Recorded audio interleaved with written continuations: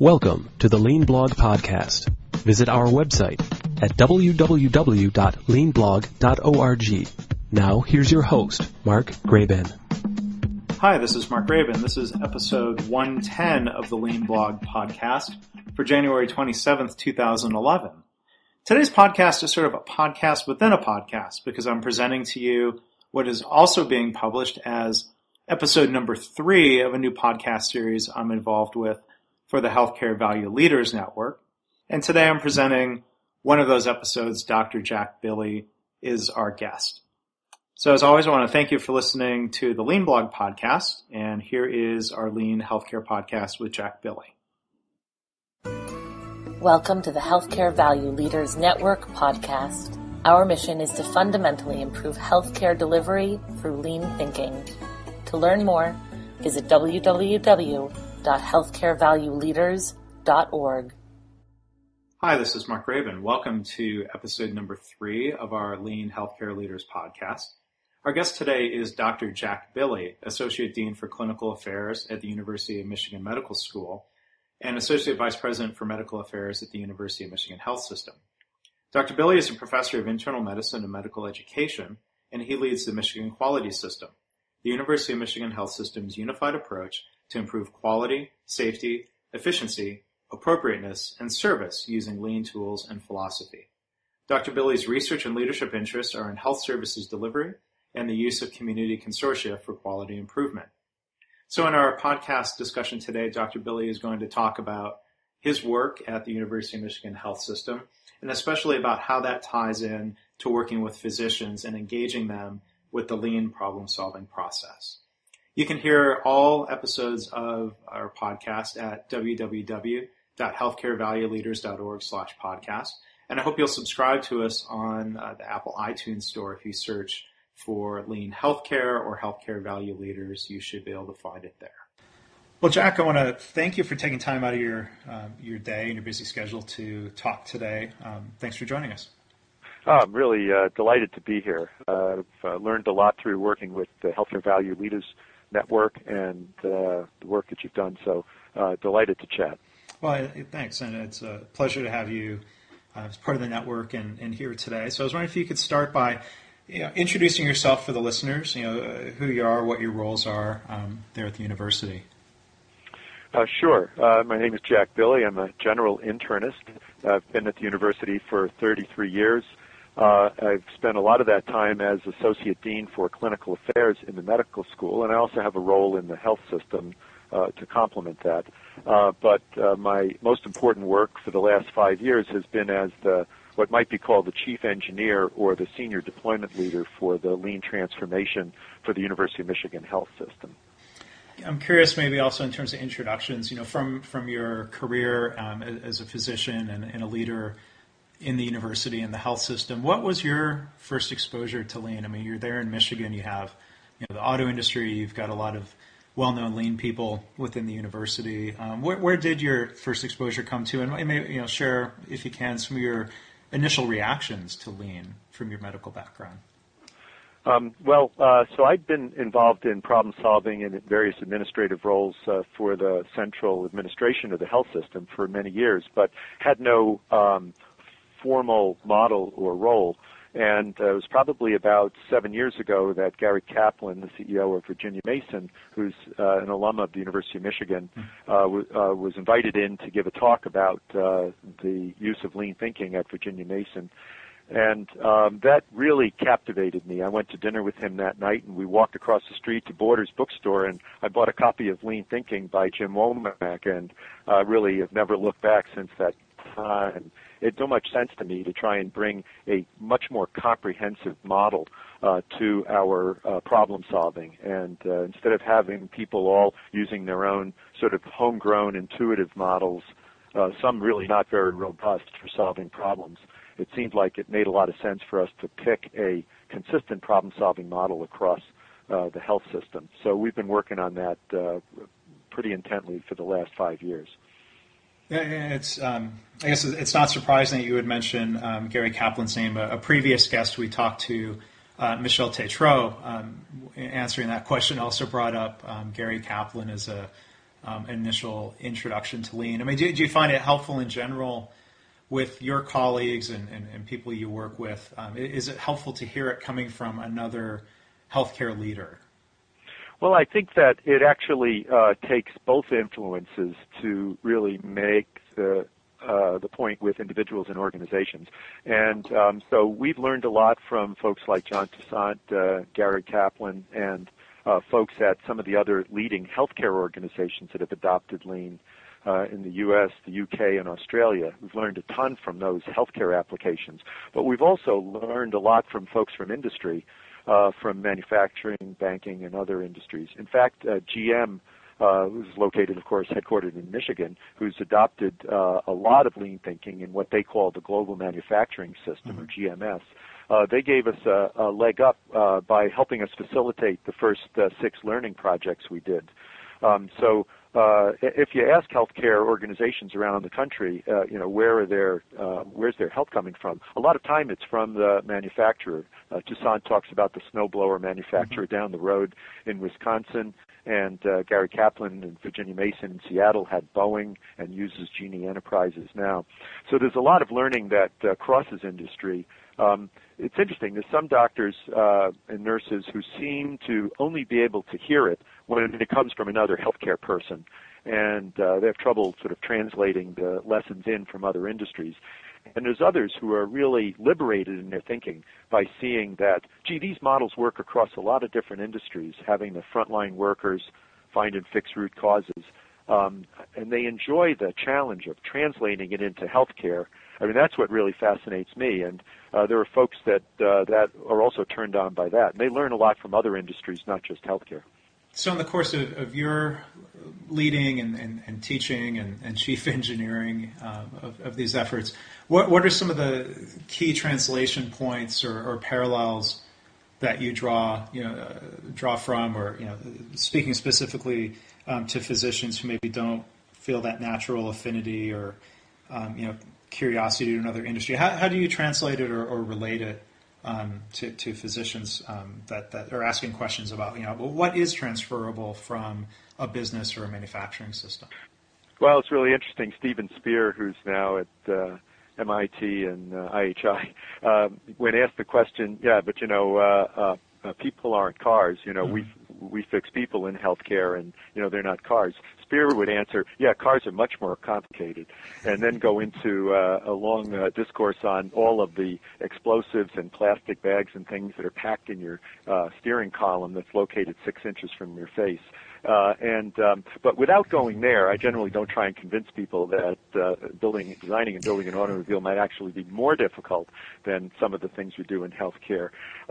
So when I'm talking with clinicians, especially doctors, what I try and do is make the analogy between the kind of problem solving you do using lean thinking and delivering great patient care. The analogy is almost perfect. If you think of it, when a doctor is confronted with a patient with a complex medical problem, the first thing they do is go and see the patient. It's exactly the same as the concept of Gambit, to go and see the problem with your own eyes, to the real place where it occurs. And they take a history and physical in a very systematic fashion, not just sort of willy-nilly. That's exactly the same thing we try and do with lean thinking. A really systematic investigation of the way the work is done, things like value stream map and root cause analysis. And then they actually distill their thinking in a systematic problem-solving format that we call a history and physical, impression and plans. And I make the analogy that that's quite similar to A3 problem solving, where you're talking about why the problem's important, how it is now, what the goal would be, what the root causes would be.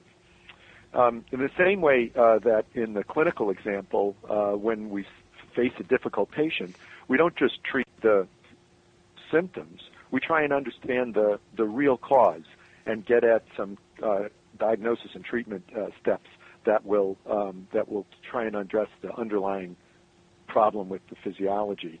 The same way in lean thinking, we try not to jump to solutions. We want to try and understand deeper root causes. So the analogy just keeps going along. We present our information in a systemized format in history and physical. We don't just blab on about a patient. We have a very standardized way of presenting patients.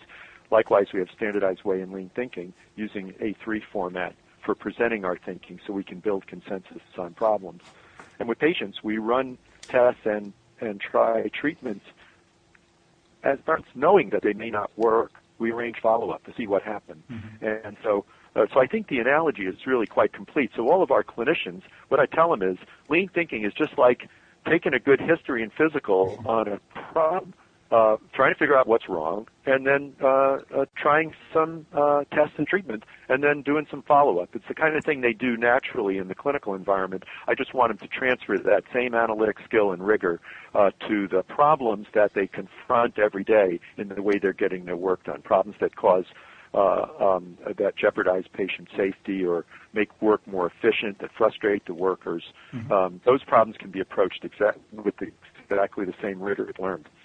Yeah, so when you use the word standardized, I was about to ask you how that might tie, what you described might tie into, the lean framework of standardized work. The idea, sometimes you hear, we talk about complexity, people will say, well, every patient is different.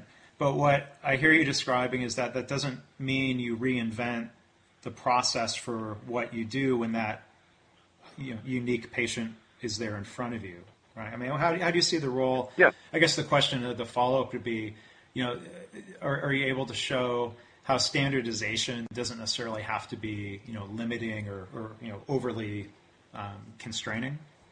Right. Well, the key to standardizing, Mark, is which things to make standard work around and to try to standardize.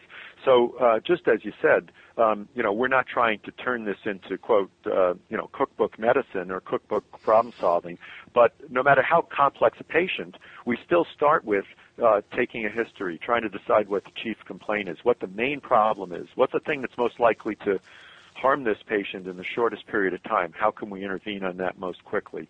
And so there's parts of medicine that are really very standardized. The way we collect our information, the fact that we try not to jump to treatments before we've tried to understand what's causing various problems. And implementing all our steps with patients we do as experiments, if you will. Sometimes they're actually formal science experiments, that is, we're conducting research. But a lot of the time, we're giving a person, we're doubling the diuretic. We want to see if we have the expected result. So that same approach, which is using the scientific method, we try to apply that to patient care. And so I try to help clinicians see they're going to use that same standardized approach to trying to solve the problems they face in work every day. Some of our folks at the University of Michigan, and actually many other healthcare entities across the country, are also engaged in research.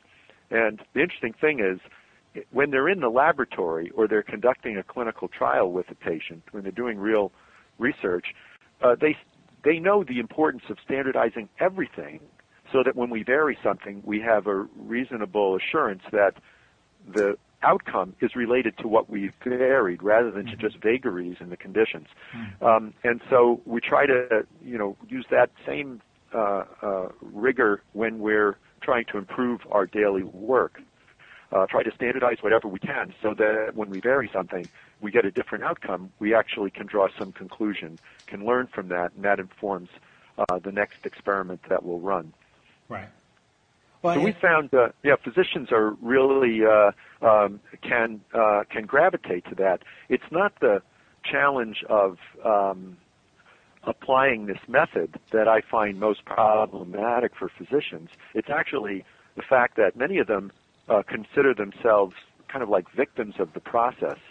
They don't believe they can change the process. They see how it could be done better, but they often fall into the trap of saying, well, it's those, the 5 who's rather than the 5 whys. Those clerks don't understand, how I'm doing my work. They want me to do this differently. And, it's a lot of classic things like you'd find in manufacturing where people have prejudices and biases about the people who are upstream and downstream from them. They don't really know how the work is done. And if we can, when we get them involved in value stream mapping or in root cause analysis, and you can see the the scales falling away from their eyes. I can't tell you how many times we've had value stream map or an A3 with docs involved, and they look at the mess on the wall, when they're doing a map, and they say, I can't believe what a mess this is. I can't believe a patient ever makes it through. Who designed this process? And of course, no one designed it. Right. It's just the accretion of responses to regulatory requests and third-party billing and some other customer service initiative, and before you know it, you've got an incredibly complex process to get work done. And then once they have that aha moment and they realize how complex and unnecessarily error-prone the process is, then you start to see them become empowered and motivated, and instead of being victims of the process, they try to take it on and say, well, why can't we do that? What about this? What about that?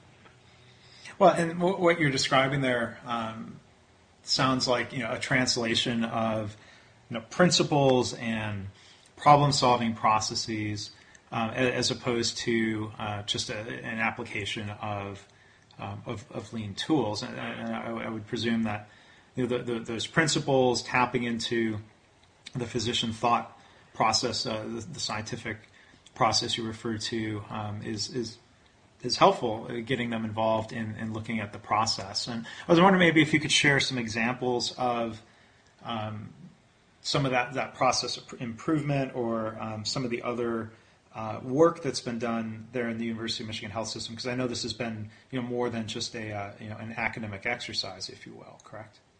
Sure, and it's really interesting. We all want to use lean thinking as a fundamental business strategy, a holistic model of approaching our work. What is the purpose? Who are the customers, and what problems do they have? How can we solve them completely? What are the processes, and how do they work? And who are the people to systematically analyze? But of course, everyone focuses on the tools, and we all want to make sure that lean is more than just the application of simple tools, because you only get so far using the tools. Right. So on the one hand, first we actually train people in all the tools. If we're doing a program, we'll actually train them about the tools, because until they understand the tools, it's very hard for them to see how this fits together as a holistic problem-solving model. And the tools are really powerful. On the other hand, if they just stop with the tools, then they can only go so far. So as John Shook says, no matter where you start, it's the wrong place. You'd wish you'd done it a little bit differently. So, but in the programs, the places that we've applied this within the U of M health system, we've worked virtually soup to nuts. We have projects in our cardiovascular center. We had a worsening of our length of stay in cardiac surgery, and we tracked down some of the root causes were related to problems with handoffs coming out of the OR. So we made standard work around the handoffs. The people themselves, the anesthesiologist, the nurse receiving the patient in the ICU, they developed a standardized handoff process with a form. They have a specific handoff exchange that can't be interrupted. And as a result of that and some other interventions that arose out of that, we were able to cut 2 days off the simple cardiac surgery length of stay. We did a similar project in our neuro ICU where our neurosurgery cases were being managed, and between the neuro ICU and the floor, we were able to cut a little more than half a day length of stay by the work. The way it was done before was really quite random, and by making standard work and the way handoffs were done, the way the floor nurses interacted with the neurosurgeons and the neurosurgery residents, standardizing those interactions really worked wonders. But if you look at the last 5 years, we've spent a lot of time in what we would call point improvements. So we were able to get all the cases to start in our children's OR on time. So for the first time ever, we had 100% first case start time. And what happened that day? All the cases backed up in recovery because we weren't thinking about flow. So over the last year, we spent a lot of time trying to move from point improvement to flow improvement and to system improvement. We've commissioned a group of what we call major patient journey value streams, and have conveners working on those. At the same time, over the last 5 years, we spent a lot of our time in the people development model, but mostly focused on individual learning. And so this last year, we've started a bunch of experiments in local implementation teams where we'll work with 30 or 50 workers in a particular clinic or a particular area, helping them all create standard work for themselves, implement the standard work, and then using visual controls that they keep themselves, they and their manager, culling what are the most common problems occurring today, visually presenting them, Paretoing them, and then solving them. And so we're trying to move out of the basement of these two buildings, a people development building where we were stuck in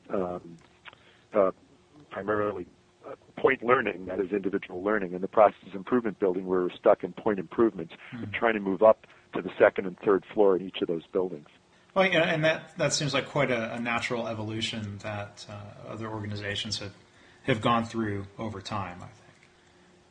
Well, I want to thank you, Dr. Jack Billi from the University of Michigan. Time has passed quickly here with the podcast. I want to thank you for sharing some of your thoughts and perspectives of your evolution with Lean, both personally and at the university. Do you have any final thoughts for the listeners that you might want to share as a wrap up? Well, we have learned an enormous amount. We still have a tremendous amount to learn. But our goal, our motto for the Michigan Quality System is 20,000 problem solvers. That's how many people we have working and training at the University of Michigan. So not the small cadre of the Kaizen Promotion Office, but rather every person in the organization. And we found our frontline workers and our trainees are enormous resource for that kind of improvement. So, we're on the journey. We're learning along with many of the other organizations in the country, and we're glad to share some of what we've tried and what we've learned, and we look forward to learning more from our many colleagues. Thanks very much, Mark. I really enjoyed talking to you. Okay, thank you. Thank you for listening to the Healthcare Value Leaders Network podcast. For more information, please visit our site at www.healthcarevalueleaders.org. This has been the Lean Blog Podcast. For Lean news and commentary updated daily, visit www.leanblog.org. If you have any questions or comments about this podcast, email Mark at leanpodcast@gmail.com.